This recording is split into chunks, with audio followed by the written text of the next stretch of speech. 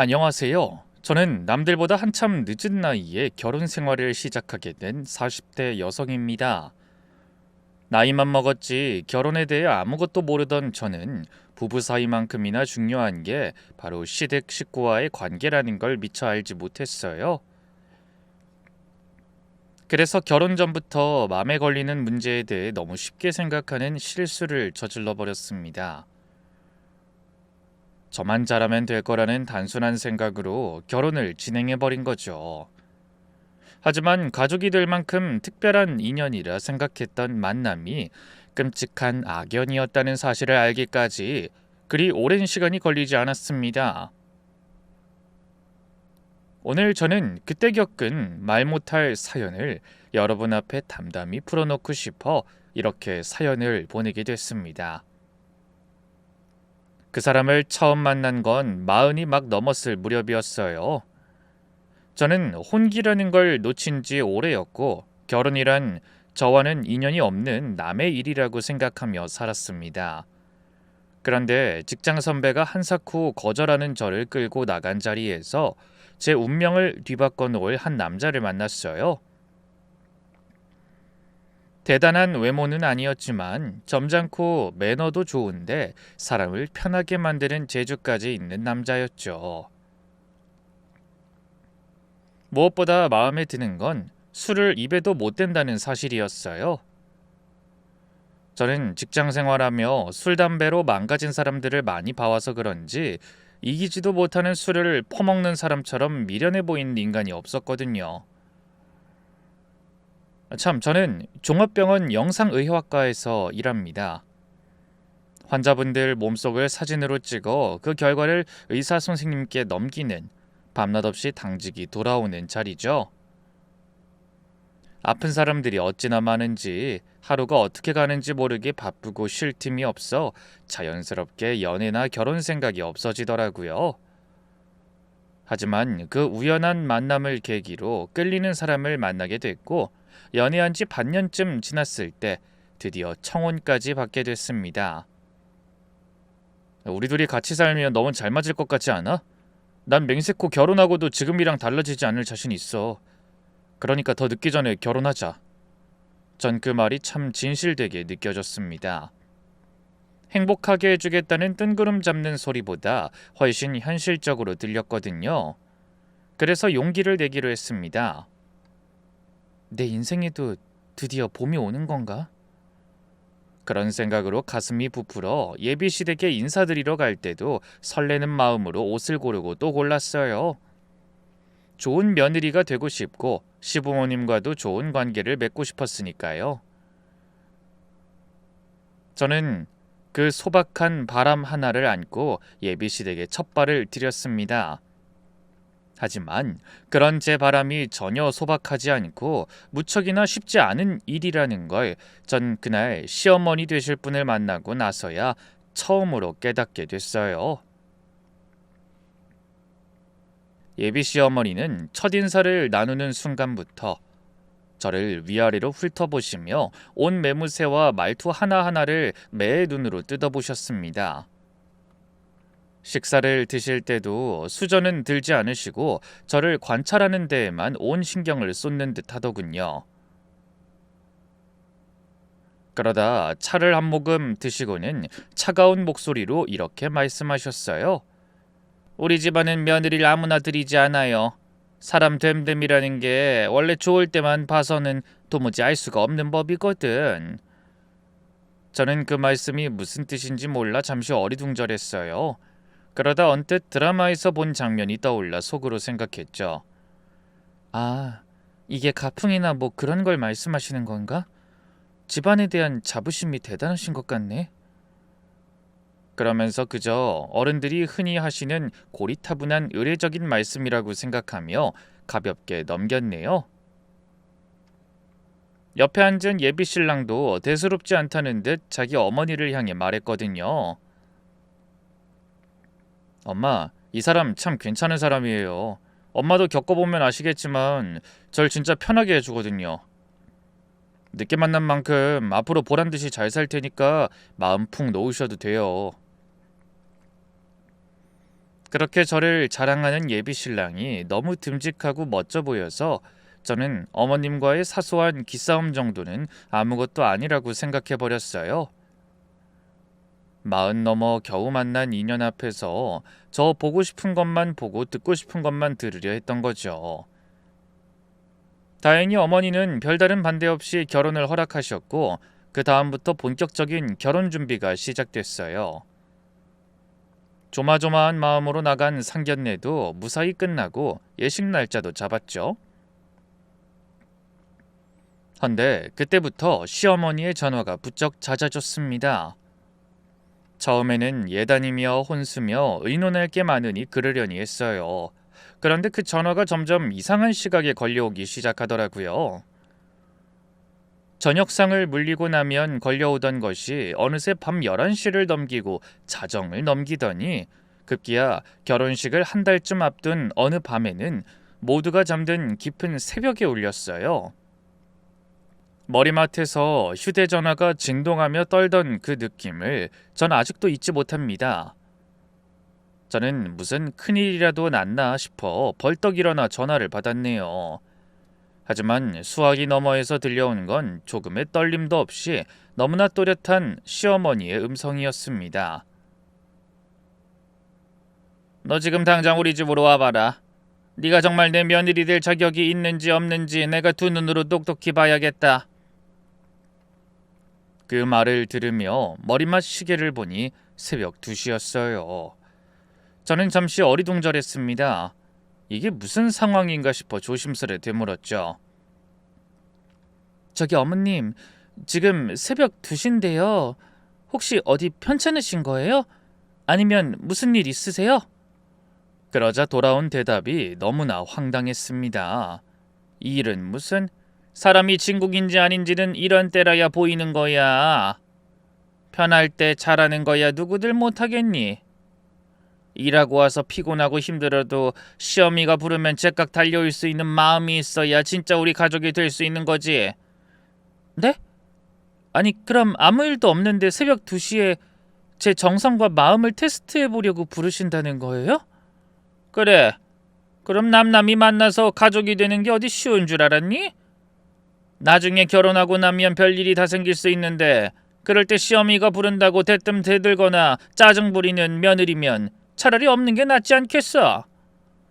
설마요.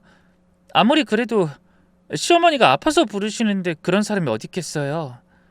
사람 일은 모르는 거야. 화장실 들어갈 때 마음하고 나올 때 마음이 같은 줄 아니?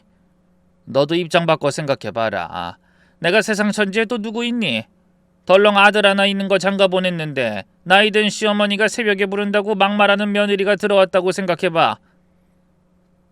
어디 무서워서 아파도 전화 한번 마음 편히 할 수 있겠어? 그러다 혼자 고독 쌓기 십상이지. 어머나, 무슨 그런 무서운 말씀을 하세요. 어머니 연세면 아직 그런 걱정하실 때가 아닌데. 넌 노인네들 밤새 안녕이라는 말도 못 들어봤니? 뭐 강요하는 건 아니다. 며느리 되기 싫으면 오지 말든가. 그럼 이 혼사도 없던 일로 하면 그만이고. 네? 아니 그게 무슨... 하지만 제 말이 채 끝나기도 전에 전화는 그대로 끊겼습니다. 저는 어두운 방에 우두커니 앉아 한참을 고민했어요. 뭘 어떻게 해야 할지 상식적으로는 도무지 판단이 서지 않았거든요. 한밤중에 다 큰 사람을 시험하겠다고 불러내는 시어른이 세상에 어디 있겠어요. 아니 이게 무슨 경우야? 초중고 친구들의 대학 동창들 다 결혼하면서도 시댁에서 이런 테스트 받았다는 말은 듣도 보도 못했는데 너무나 황당했죠. 당연히 머리로는 분명 아니다 싶었습니다. 그런데 이상하게 오기 같은 게 생기더라고요.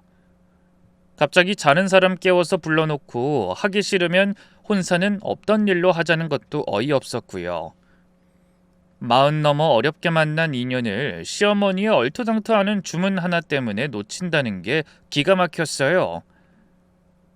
친구들, 직장 동료들 다 저의 뒤늦은 결혼을 얼마나 축하해줬는데 게다가 예비 사위를 보고 활짝 웃던 부모님의 얼굴이 떠올라 갈등이 됐죠. 이게 정말 테스트라면 몇 번 이러다가 끝나겠지? 설마 이런 짓을 결혼하고도 계속 시키진 않으실 거야. 결국 그런 생각이 제 이성을 눌러버렸습니다. 그 당시에 저에게는 다 된 결혼을 깰 용기도 남들의 시선과 부모님의 기대를 무시할 배짱도 없었거든요. 그래서 저는 무언가에 떠밀리듯 주섬주섬 옷을 챙겨 입고 차키를 집어들었습니다. 예비신랑에게 전화를 걸어볼까 하다가 괜히 모자 사이를 어색하게 만들까 싶어 그만뒀어요. 그러면서 주문을 걸듯이 저 자신을 설득했습니다. 어머니가 늦은 나이에 결혼하는 아들 때문에 걱정이 많으신가 봐. 그동안 외동아들만 의지하며 살아오셨을 텐데 걱정되시기도 하시겠지. 내가 가서 잘 보이고 앞으로 결혼해서도 잘하면 달라지실 거야. 원래 처음이 어렵지. 자꾸 얼굴 보면서 살다 보면 나에 대한 믿음도 생기실 거고. 그러고는 깜깜한 도로 위로 차를 몰았습니다. 하지만 막상 가로등만 띄엄띄엄 켜진 새벽길을 달리다 보니 머릿속에서는 오만 가지 생각이 떠올랐어요. 제가 선택한 길이 맞는 건가? 지금이라도 돌아서야 하나? 갈등과 고민 때문에 한숨이 절로 나왔습니다. 하지만 그 와중에도 예비신랑과의 행복했던 순간들이 쉼없이 떠오르더라고요.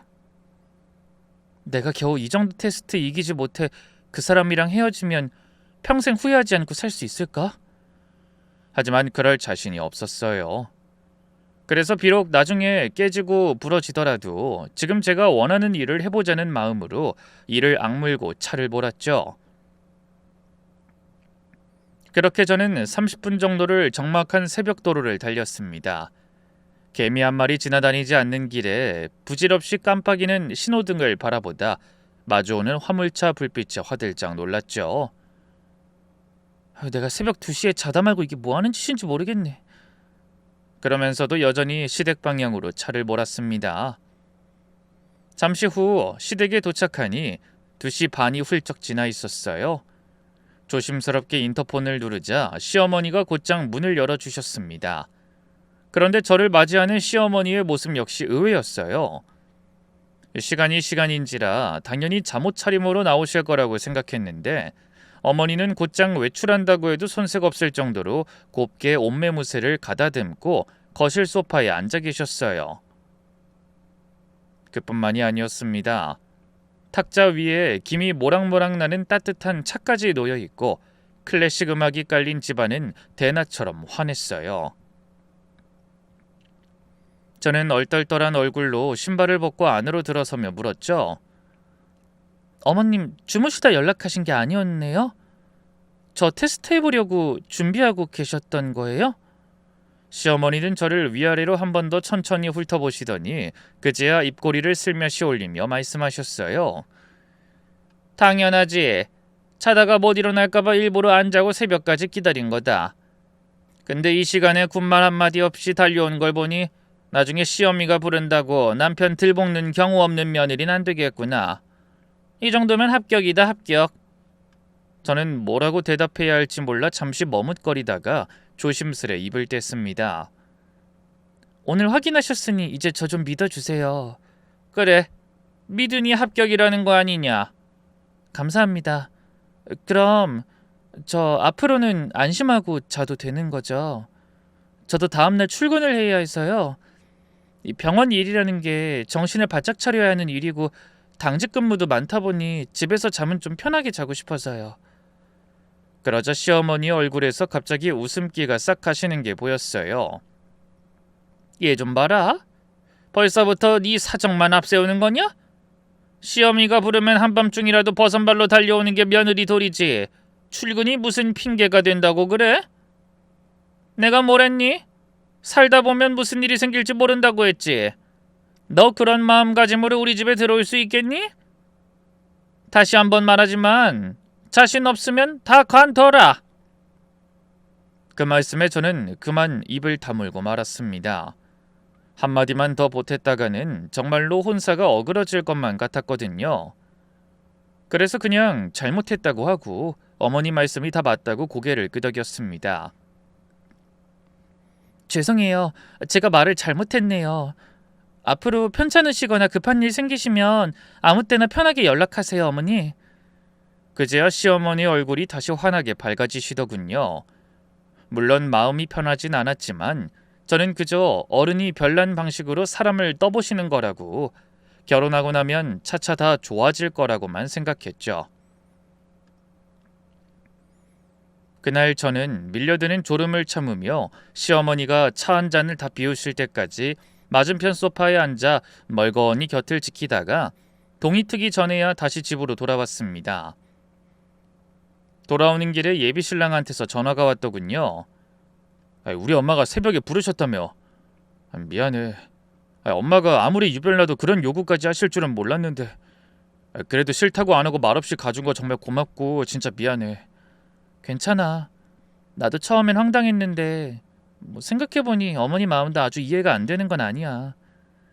오랜 시간 아들 하나만 의지하며 사셨을 텐데 결혼하고 갑자기 며느리 눈치를 봐야 한다고 생각하면 섭섭하고 걱정되실 수도 있을 것 같아. 이야, 이래서 내가 그렇게 질색하던 결혼 결심을 하게 된 거라니까. 나도 결혼하고 좋은 남편 될 수 있도록 진짜 최선을 다할게. 우리 지금처럼 서로 배려하면서 행복하게 살자.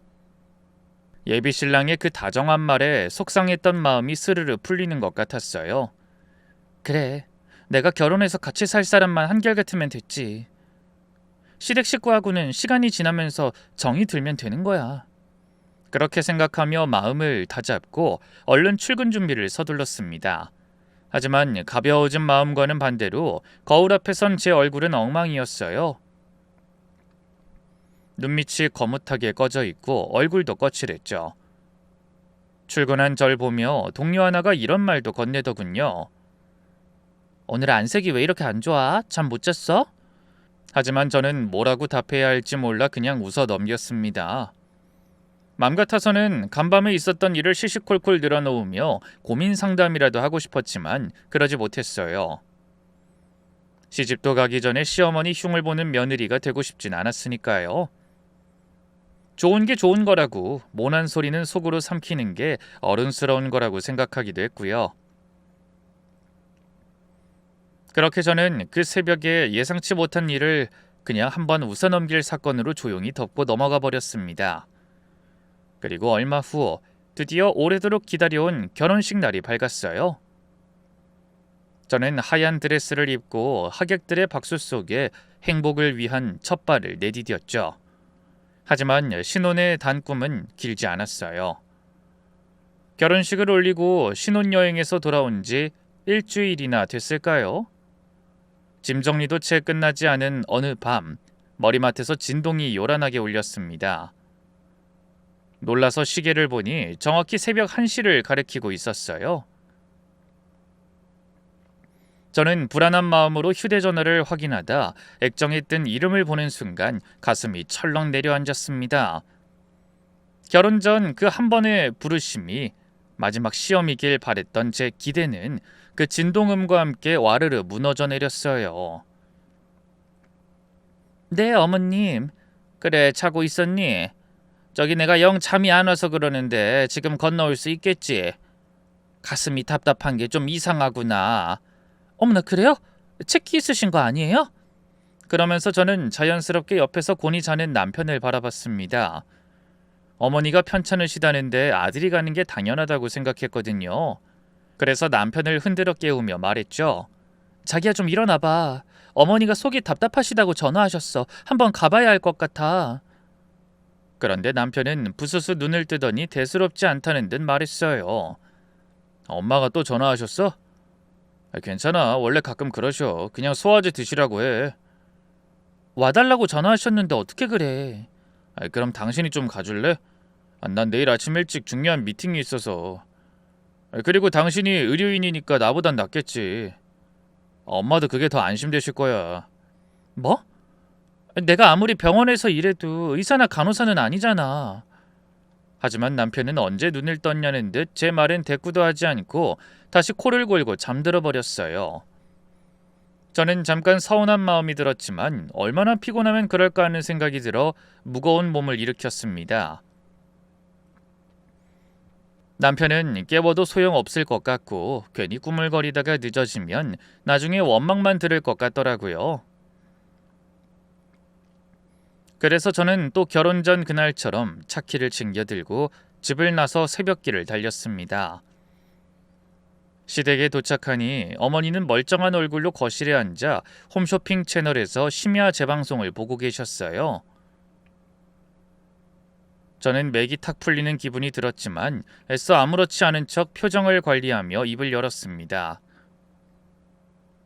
어머니, 가슴은 좀 어떠세요? 병원 가보셔야 하는 거 아니에요? 아니다. 아까는 식은땀이 나고 죽겠더니 네 얼굴 보니까 이제 좀 가라앉는 것 같구나. 혼자 있다가 무슨 일 당할까봐 무서워서 더 그랬던 것 같다. 아유, 이해가 안 되지. 늙으면 원래 겁이 더 많아지는 거야. 너도 나이 먹어보면 알걸? 네, 다행이네요. 혹시 모르니까 제가 다음에 올 때는 효과 좋은 소화제 좀 사다 놓을게요. 그럼 전 이만 가봐도 될까요? 내일 아침에 출근도 해야 하고. 한데 그런 제 말을 들은 시어머니의 얼굴이 대번에 어두워졌습니다. 예, 방금 왔으면서 벌써 간다는 거야?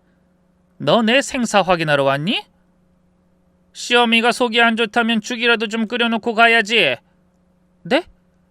지금요? 그래. 아침에 일어나서 바로 먹게 잘 좀 해봐라. 냉동실에 전복이 있으니 그거 넣고 끓여. 내장 버리지 말고 꼭 넣어야 하는 거 알지? 냉동실에요? 그럼 녹으려면 시간이 좀 걸릴 텐데. 넉넉 잡아 30분이면 녹겠지. 그러고 서 있지 말고 어서 꺼내놔라. 아, 네. 그래서 저는 어쩔 수 없이 무거운 마음으로 냉동실을 열어 꽝꽝 얼어있는 전복을 꺼냈어요. 새벽 2시가 가까운 시간에 전복죽을 끓여달라니. 아무리 시어머니의 속이 안 좋다고 하셔도 쉽게 이해가 되는 상황은 아니었어요. 그래도 갓 시집 온 며느리가 편찮으시다는 시어른의 말씀을 거역할 수 없어 졸음이 밀려오는 것도 간신히 참으며 전복이 녹을 때를 기다려 손질하고 전복죽까지 끓였습니다. 그랬더니 2시간이 훌쩍 지나 새벽 4시가 넘어 있었어요. 하지만 어머니는 그 시간에도 저를 보내주실 생각이 없으신지 이런 말씀을 꺼내셨어요. 몸이 안 좋으니 마음도 약해지는 모양이다. 혼자 있기가 허전해서 그러는데 나 잠들 때까지 좀 기다렸다 가련? 울 것 같은 표정으로 건네시는 그 말씀을 저는 차마 거절할 수가 없었습니다. 차라리 평소처럼 쌀쌀맞은 말투로 물으셨다면 저도 제 입장을 주장했을지 모르는데 안 그러시던 분이 너무 기운 없이 말씀하시니 저도 모르게 측은한 마음이 들더라고요. 그래서 그날도 저는 시어머니가 잠드실 때까지 곁을 지키다가 동이틀 무렵에야 집으로 돌아왔습니다. 출근 준비를 하던 남편이 미안한 표정으로 제 손을 잡으며 말했죠. 자기야, 너무 미안해. 내가 잠이 좀 많은 편이라. 자기 힘들 거라는 생각을 하면서도 자다 일어나서 움직이는 게 쉽지가 않네. 거기다 오늘 중요한 미팅까지 있어서 일찍 나가봐야 하거든. 정말 너무 미안해.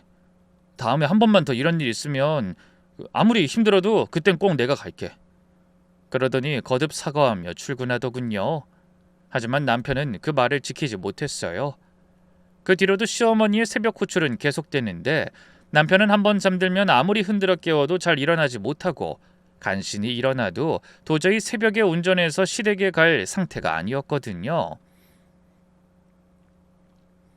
잠에 취해서 횡설수설하거나 나간다고 하던 사람이 다시 소파에 앉아 꾸벅꾸벅 졸기 일쑤였어요. 그런 사람과 씨름하며 시간만 잡아먹다가 결국에는 제가 나서야 하는 일이 반복됐습니다. 그 와중에도 시어머니의 새벽 전화는 그칠 기미가 보이지 않았어요. 아니, 오히려 횟수가 더 늘어났죠. 처음에는 한 달에 2-3번이던 호출이 날이 갈수록 횟수가 늘더니 일주일에 2번 이상 계속됐습니다. 명분은 늘 그럴듯했어요. 어떤 날은 어지럽다고 하셨고, 어떤 날은 속이 안 좋다, 어떤 날은 허리가 아파서, 어떤 날은 다리가 쑤셔서 못 자겠다고 하셨죠. 그러다 몸이 아프지 않은 날은 그냥 적적해서 혼자 있기 힘들다고도 하셨습니다. 그때마다 저는 마치 목줄 채워진 강아지처럼 질질 끌려가는 기분으로 한밤중에 차를 몰아 시댁으로 향했어요. 그러다 한 번은 제가 너무 지쳐서 전화를 받고도 못 일어난 적이 있었습니다. 그랬더니 다음날 아침에 바로 불호령이 떨어졌죠. 너 어젯밤에 어떻게 된 거야? 시어미가 명치가 아파서 잠이 안 온다는데 감히 전화도 안 받고 오지도 않아? 이러다 시어미가 죽어 자빠져도 모르겠구나 너는. 이럴 거면 결혼 전에 못한다고 했어야지. 그때는 결혼하고 싶으니까 뭐든 다 할 것처럼 굴더니 이제 와서 혼자 사는 시어미는 죽든 말든 신경도 안 쓰겠다 이거냐? 저는 펄쩍 뛰며 대답했어요. 어머 그런 거 아니에요. 어머니 저 당직 서고 들어와서 밀린 집안일 하느라 제대로 잠을 못 자서 그랬어요. 죄송해요. 제가 너무 피곤했나 봐요. 앞으로는 절대 그런 일 없을 거예요. 전 그렇게 전화기에 대고 연신 빌었습니다. 그러는 동안에도 어머니는 아들이 못 가는 것에 대해서는 한마디도 하지 않으셨어요. 오히려 자기 아들을 감싸며 늘 전화도 저에게만 걸어서 이렇게 말씀하셨죠. 절대 애 깨우지 말고 너 혼자 조용히 와라. 걔가 결혼하고 가장이 되더니 심리적으로 마음이 무거운 것 같더라. 그래서 회사 일에 더 신경 쓰는 눈치니까 괜히 애 힘들게 하지 말고 네가 와. 솔직히 걔가 와봐야 무슨 도움이 되니? 투박한 남자 손보다야 네 손이 낫기도 하고 넌 그래도 의료진 아니냐? 아무것도 모르는 네 남편보다야 낫겠지. 그래서 저는 뭐라고 반항하지도 못하고 그냥 어머님이 부르시는 족족 잠을 포기한 채 시댁으로 달려가야 했습니다. 물론 처음에는 제 힘든 상황도 읍소해보고 시댁에 기본적으로 필요한 약품도 사다 놓으며 어떻게든 빠져나가 보려고 노력했어요. 하지만 다 소용없더라고요. 어머니는 마치 일부러 저를 부르시는 것처럼 집에 없는 약만 골라서 찾으셨어요. 그러고 보니 저도 모르게 조금씩 희망을 접고 포기하게 되더라고요. 그러면서 일주일에 2번 시댁에 불려가는 걸 당연하게 여기며 오히려 연락이 올 때가 지나면 괜히 불안해지기까지 하더군요. 그렇다고 막상 시댁에 도착해서 제가 뭘 별다르게 하는 것도 없었습니다. 그저 약을 찾아드리고 가끔 죽이나 다음날 드실 국을 끓여놓는 게 다였죠. 한데 이상한 건 시어머니가 다급하게 부르셔서 막상 시댁에 도착해보면 어머니가 단 한 번도 정말로 심각하게 안 좋아 보이신 적이 없었다는 거예요. 한밤중에 달려가거나 응급실에 모셔가야 할 만큼 위중한 적은 더더욱 없으셨고요. 서당계 3년이면 풍어를 읊는다고 저도 병원에서 일하다 보니 사람의 상태만 보고도 정말 아픈 건지 아닌지 어느 정도는 가늠할 수 있다고 생각했거든요. 그런데 어머니의 호출을 받고 달려가 보면 언제나 너무나 멀쩡한 얼굴로 절 기다리셨어요. 아프시기는커녕 혈색도 좋고 목소리에도 기운이 넘치셨죠. 저는 그게 항상 마음에 걸렸지만 차마 대놓고 따질 수는 없었습니다. 아프다고 불러놓고 왜 멀쩡한 거냐고 시어른께 따질 순 없는 노릇이잖아요. 하지만 그대로 계속 버티기는 힘들었어요. 새벽 후출이 잦아질수록 제 하루는 점점 엉망이 되어갔거든요. 한밤중에 시댁에 다녀온 날이면 출근길 운전대를 잡는 것조차 버거울 때가 많았습니다. 신호 대기 중에 깜빡 졸다가 뒷차 경적에 화들짝 놀란 적도 한두 번이 아니었네요. 그러다 사고라도 나면 어쩌나 싶어 가슴이 서늘했지만 그렇다고 어머니의 부름을 거절할 순 없었습니다. 제가 조금이라도 힘든 티를 내면 어머니가 눈을 부라리며 결혼 전 일을 끄집어내셨거든요. 너 예전엔 결혼만 시켜주면 뭐든 다 할 것처럼 언제든 편하게 연락하라더니 결혼한 지 얼마나 됐다고 벌써 꾀를 부리는 거냐? 이제 겨우 1년도 안 됐구만. 그래서 앞뒤 다른 사람 되고 싶지 않아 꾹 참고 그 모든 일을 감당했습니다. 저는 그제야 예전에 제가 얼마나 어리석었는지 뼈저리게 후회하게 됐어요. 세상에 마음대로 안 되는 게 얼마나 많은데 제가 뭐라고 시어머니의 마음을 쉽게 돌릴 수 있을 거라고 자신했을까요? 그리고 그때 왜 사태의 심각성을 깨닫지 못했는지 너무나 후회되기 시작했습니다. 애초에 새벽 연락을 거절했어야 한다는 후회만 매일 반복했죠. 하지만 이미 때가 너무 늦었다는 생각이 들어 한숨만 나오더라고요. 그러다 한 번은 큰맘 먹고 시어머니께 조심스레 여쭤본 적도 있습니다. 어머니, 자꾸 새벽에 가슴이 답답하신 거 보니 불안한 생각이 들어요. 정말 어디가 안 좋으신 거면 제대로 검사를 받아보셔야죠. 저희 병원에서 하시면 가족 할인도 받으실 수 있어요. 제가 제일 이른 날짜로 예약 잡아서 휴가 내고 모시고 갈게요. 전체적으로 어디 문제가 생기신 건 아닌지 한번 알아봐요. 하지만 그런 제 말에 시어머니는 펄쩍 뛰셨습니다. 얘가 지금 시어머니를 중환자 취급하네? 내가 무슨 검사를 받아? 그냥 자다가 가끔 답답한 걸 가지고 유난 떨기는. 너네가 어디 아파서 아주 눈앞에서 없어져 줬으면 좋겠냐? 네? 어머니 무슨 말씀을 그렇게 하세요? 걱정되는 마음에 드리는 말씀이죠. 저희 부모님도 제가 예약해드려서 2년에 한 번씩은 꼬박꼬박 검사 받으시는데 병원 다니는 자식 둔 보람 있다고 얼마나 든든해 하시는지 몰라요.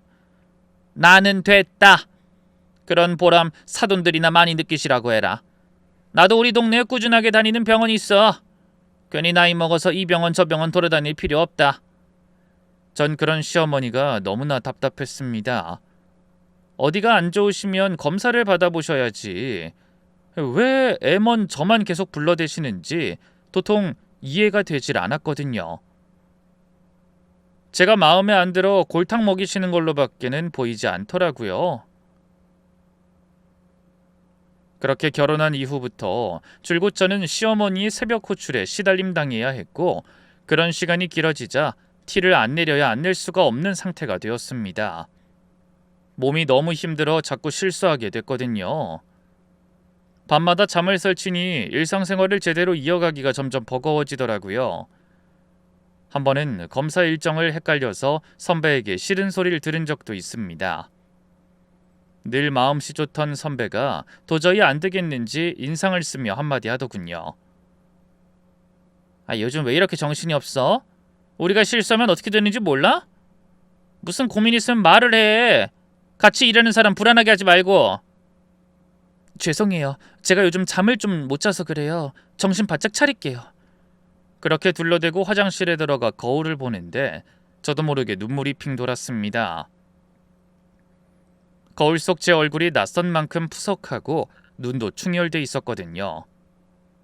잠을 못 자니 입맛도 잃고 자연스럽게 살도 빠졌습니다. 몇 달 사이에 몸무게가 4kg이나 빠졌더라고요.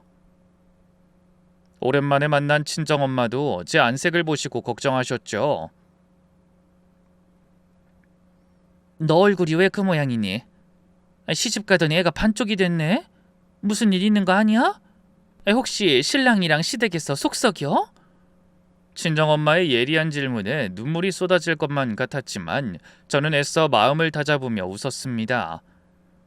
나이 먹어 결혼한 딸이 시어머니 때문에 고생한다는 사실을 알면 얼마나 속을 끓이시겠어요? 아니야 엄마. 병원 일이 좀 바빠서 그래. 결혼하니까 혼자 살 때랑은 다르게 적응할 게 너무 많더라고. 금방 괜찮아질 거야. 걱정하지 마요. 하지만 엄마는 여전히 걱정스러운 눈빛을 거두지 못하셨죠. 정말이지? 엄마한테 숨기는 거 없지? 너 나이 먹어 시집 간다고 할 때 시어머니가 애 문제로 들볶으실까 봐 엄마가 얼마나 마음 졸였는지 몰라. 혹시 그런 거면 엄마가 한의원이라도 한번 알아볼까? 그런 거 아니라니까. 그 일도 잘해주고 어머니도 애 문제 한 번도 입에 담으신 적 없어. 그래? 뭐 알았어.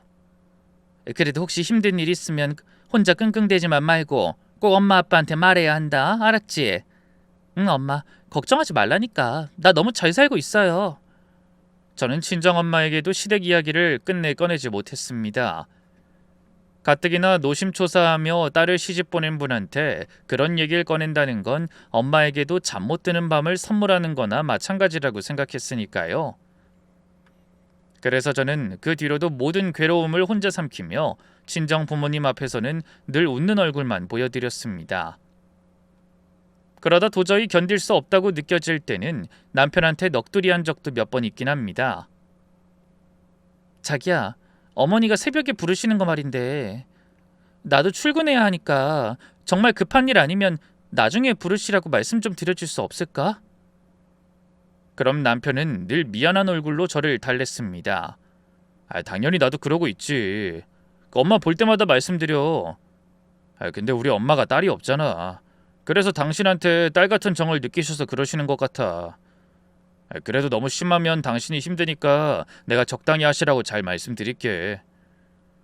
남편은 미안해하긴 했지만 그게 저한테 얼마나 커다란 문제인지는 잘 인식하지 못하는 것 같았어요.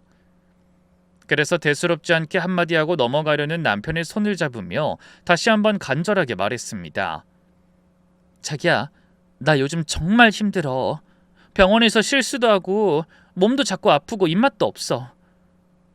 자기도 한번 봐. 나 살이 얼마나 빠졌는지.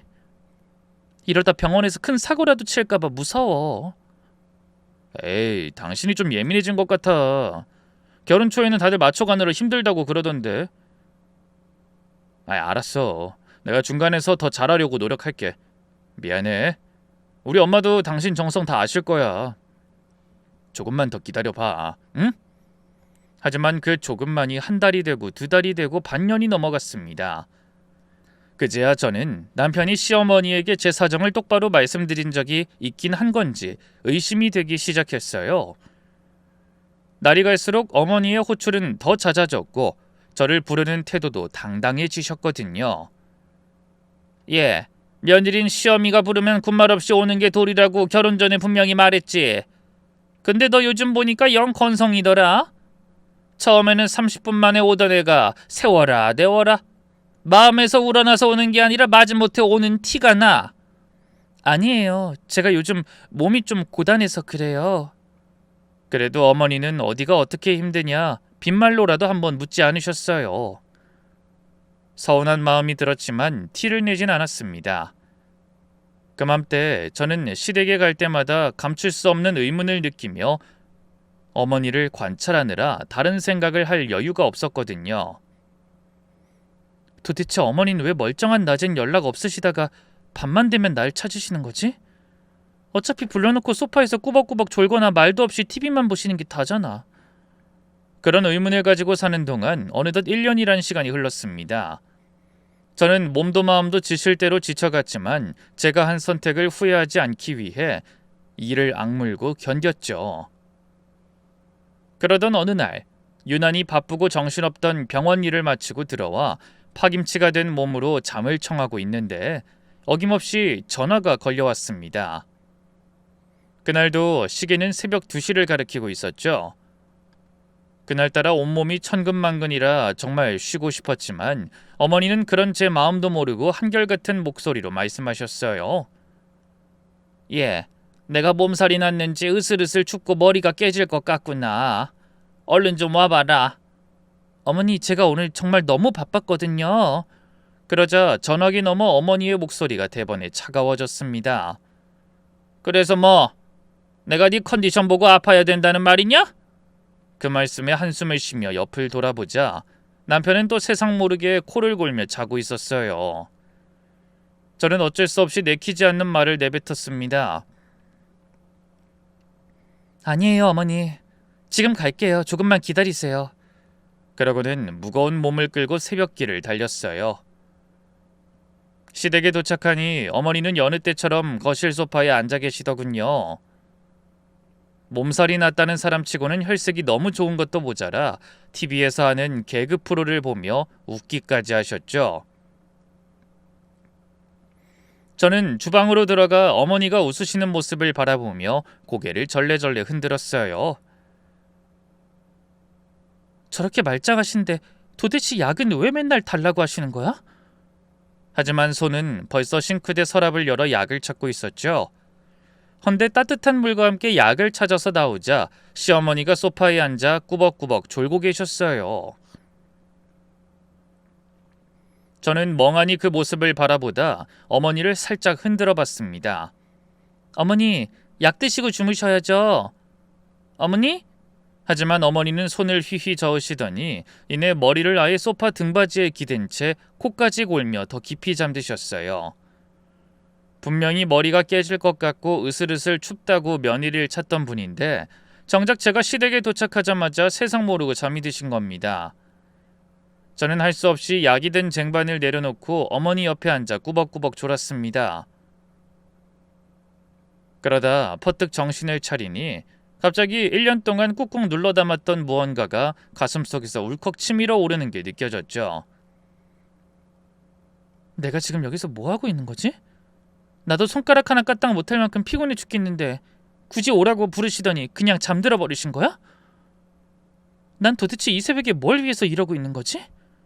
그런 마음이 들자 참을 수 없는 분노가 치밀어 결혼하고 처음으로 이판사판이라는 생각을 하게 됐습니다. 평소 같으면 어머니가 깨실 때까지 저도 계속 꾸벅꾸벅 졸며 그 곁을 지켰겠지만 그날은 도저히 그럴 수가 없더라고요. 결국 저는 큰 결심을 하고 조용히 자리에서 일어나 가방을 챙겨들고 시댁을 나왔습니다. 어머니가 깨서 또 뭐라고 하시든 그날만큼은 제 집, 제 침대에서 편하게 눕고 싶었어요. 그래서 새벽 4시가 넘은 시각 다시 차를 몰아 집으로 돌아왔죠. 헌데 집 앞에 거의 도착했을 때 뜻밖의 광경을 목격하게 됐습니다. 아파트 단지 앞 어두운 가로등 아래로 누군가가 비틀거리며 걸어오는 게 보이더라고요. 눈을 가늘게 뜨고 자세히 바라보니 술에 잔뜩 취한 남자였어요. 그리고 그 옆에 짙은 화장을 하고 몸에 딱 달라붙는 옷을 입은 젊은 여자가 취한 남자를 부축하고 있는 게 보였습니다. 처음에는 그저 취객이려니 했는데 가로등 불빛에 남자의 얼굴이 드러난 순간 저는 숨이 턱 막히는 기분을 느껴야 했어요. 낯선 여자에게 의지해 걷고 있는 게 분명 제 남편이었기 때문입니다. 제가 시댁에 갈 때만 해도 세상 모르게 자고 있던 남편이 술에 잔뜩 취해 야한 옷을 입은 여자의 어깨에 기대어 있었던 겁니다. 평소에 시댁에 가라고 깨우면 미팅이 있어서 안 된다, 너무 피곤해서 못한다 그러면서 단 한 번도 일어나지 않던 사람이 언제 일어나서 술까지 마시고 길바닥을 비틀거리며 걷고 있는 건지 말문이 막혔습니다. 저는 천천히 차에서 내려 남녀가 서 있는 쪽으로 걸어갔어요. 다리가 후들거리고 정신이 없었지만 놀란 가슴을 진정시키기 위해 애써 노력하며 발걸음을 옮겼죠. 그때 여자가 먼저 절 발견하고 묻더군요. 어머, 누구세요? 하지만 제가 말없이 술이 떡이 된 남자를 바라보자 여자가 슬쩍 확인하듯 물었어요. 혹시 이 오빠, 아니 이 손님 부인이세요? 그 말에 제가 말없이 고개를 끄덕이자 여자가 당황한 표정으로 부축하고 있던 남편을 흔들어 깨웠습니다. 오빠 일어나봐. 아니 이 오빠가 술 약하다고 평소엔 콜라만 먹더니 오늘 왜 안 하던 짓을 해서 나까지 고생시켜? 겨우 맥주 반잔 먹고 이런 게 말이 돼? 오빠 좀 일어나 보라고요. 그러자 남편이 흐리멍텅한 눈을 들어 저를 바라보다 이내 화들짝 놀라더군요. 자기? 당신이 왜 여기 엄마한테 안 간 거야? 저는 놀라서 바라보는 남편을 노려보며 답했습니다. 갔지. 갔다가 어머니가 주무셔서 그냥 나왔어. 근데 당신은 지금 여기서 뭐하고 있는 거야? 제 목소리가 어찌나 차갑던지 저조차 낯설게 느껴지더군요. 남편은 그제야 옆에 선 여자를 의식한 듯 황급히 그 어깨에서 몸을 때려 했습니다. 하지만 다리에 힘이 풀려 휘청거리는 바람에 오히려 여자에게 더 매달리는 꼴이 되고 말았죠. 그 모습을 보고 있자니 화가 난다기보다 오히려 헛웃음이 나오더라고요. 저는 아무 말도 없이 못 박힌 듯 그 자리에 서서 남편과 그 여자를 번갈아 바라보기만 했어요. 여자는 분위기가 심상치 않다는 걸 눈치챘는지 슬그머니 남편의 팔을 놓고 한 발짝 물러섰습니다.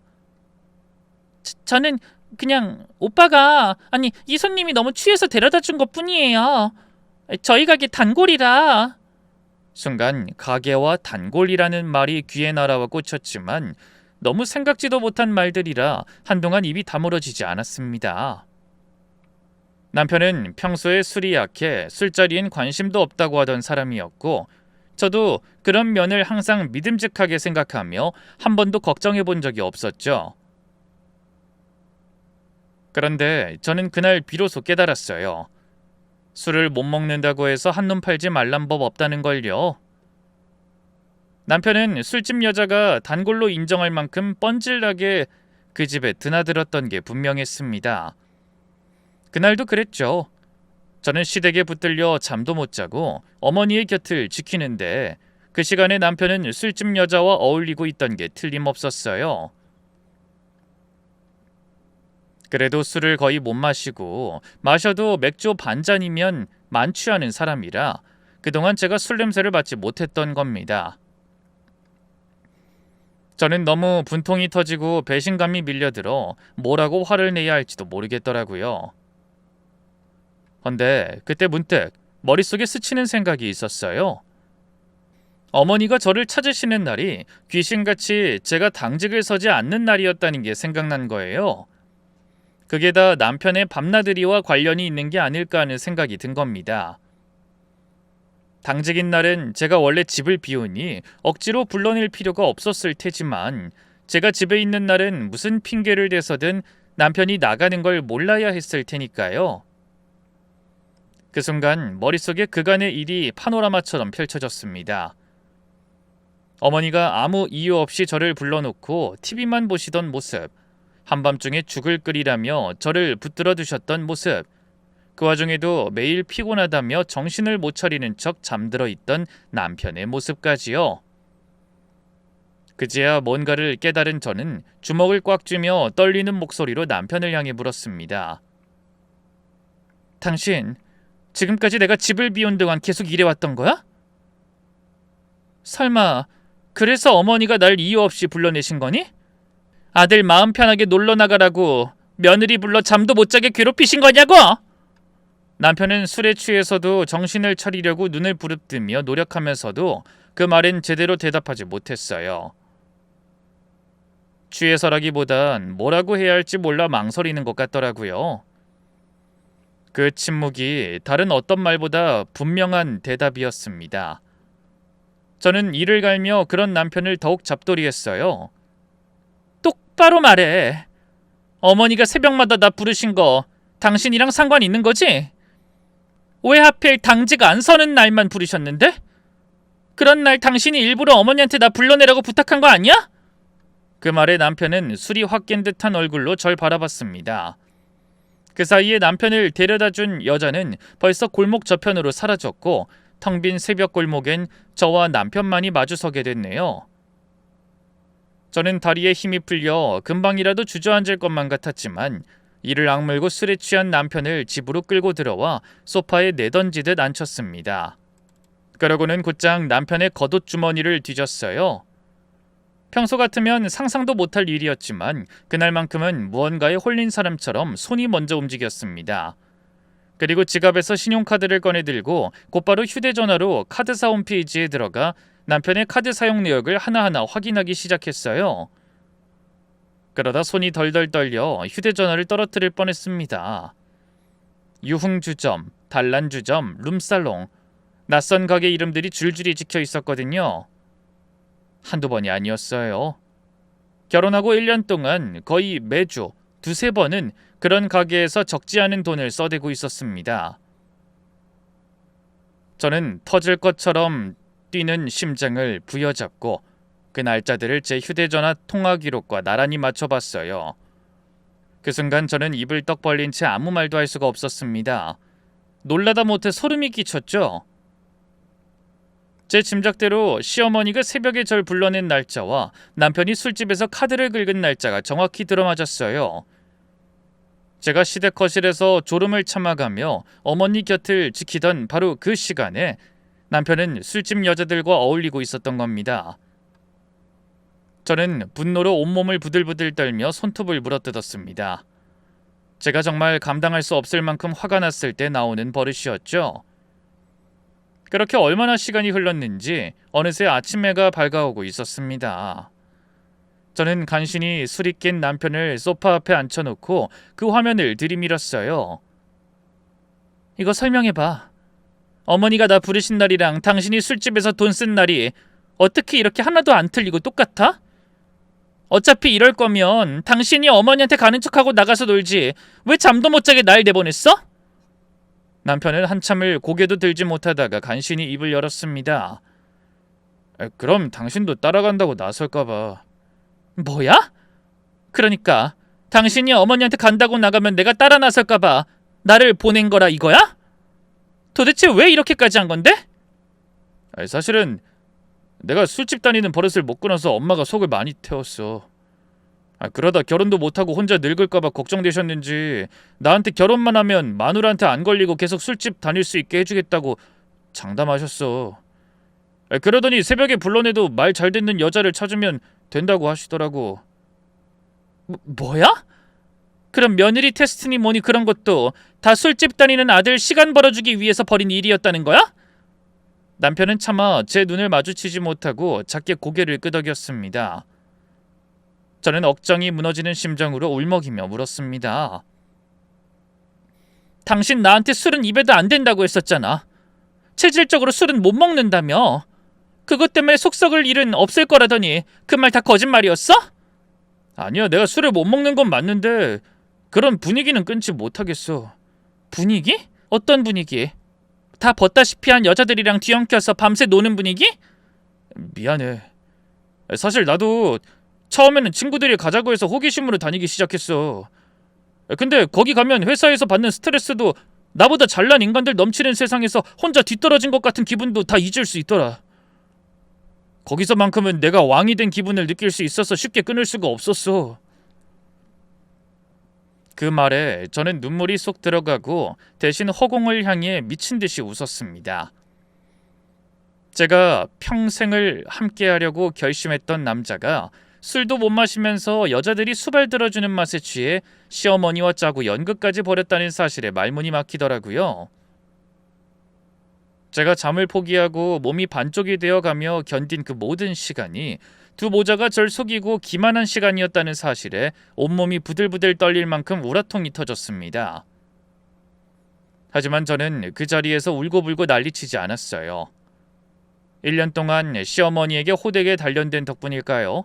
오히려 머릿속이 얼음장처럼 차갑게 식어가며 냉정함을 찾을 수 있었습니다. 남편은 그런 제 모습을 보며 의외라는 듯 어리둥절해했어요. 제가 큰소리치며 당장 시어머니에게 따지고 들 줄 알았을 텐데 별 반응을 보이지 않으니 뭔가 불안해하면서도 안심하는 눈치였습니다.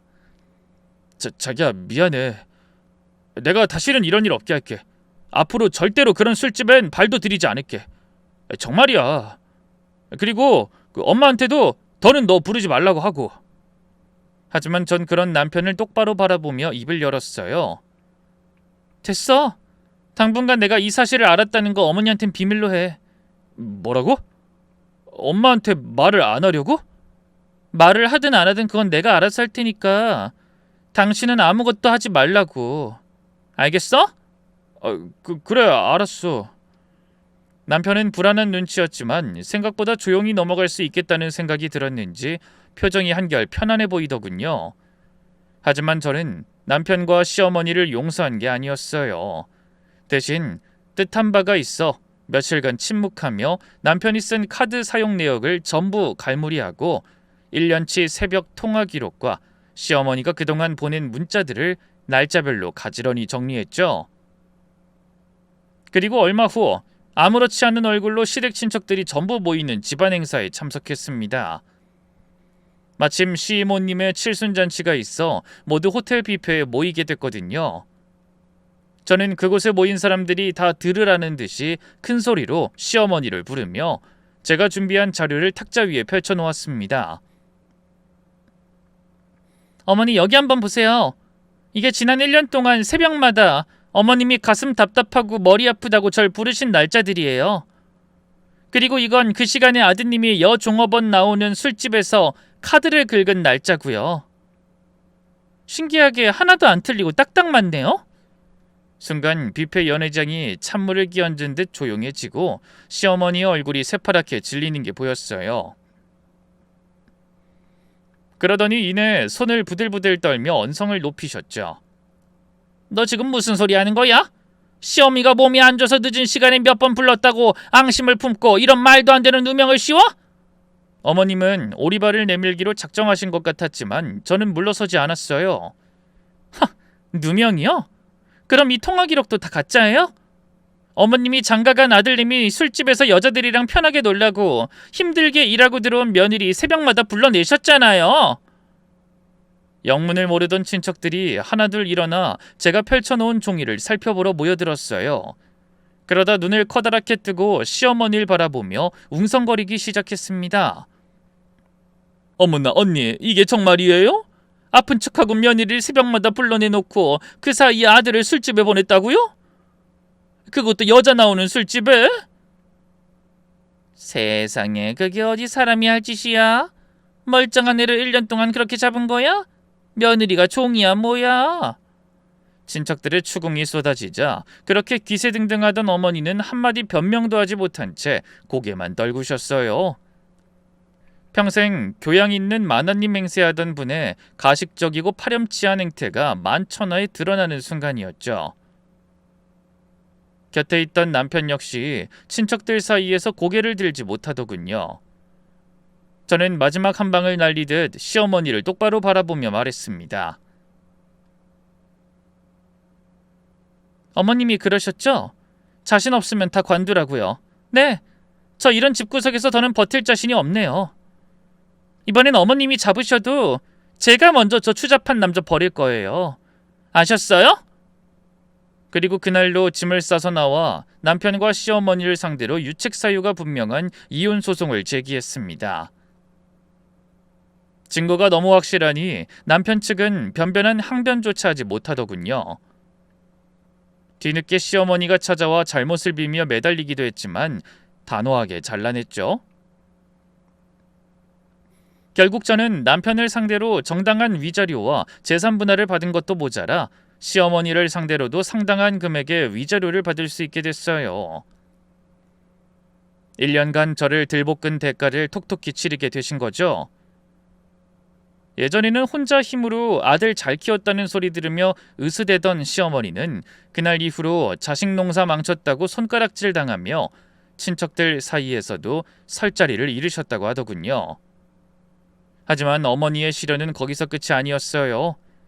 저와 이혼한 뒤에도 그 추잡한 취미에 미련을 버리지 못한 전 남편이 마시지도 못하는 술을 마시고 길바닥에 쓰러져 있다가 큰 사고를 당한 겁니다. 그 바람에 사지육신 멀쩡하던 남자가 하루아침에 휠체어가 없으면 생활할 수 없는 처지가 됐다는 소식이 들려왔죠. 결국 아들의 은밀한 취미를 말리지 못한 탓에 시어머니는 외아들이 불구가 되어 힘들어하는 모습을 고스란히 지켜보며 옆에서 수발을 드느라 힘겨운 노년을 보내고 계신다고 하더군요. 그것이야말로 전 남편과 시어머니에게 내려진 진정한 형벌이 아닌가 싶은 생각이 들었습니다. 그런 일이 있고 벌써 3년이란 시간이 흘렀고 이제 저는 더 이상 새벽 벨소리에 놀라지 않으며 제가 원하는 삶을 제 의지대로 열심히 살아가고 있습니다. 부디 여러분의 하루도 자유롭고 행복한 일로 가득하시길 빌며 저는 이만 인사드리겠습니다. 보잘것없는 사연에 함께해 주신 모든 분 정말 감사합니다.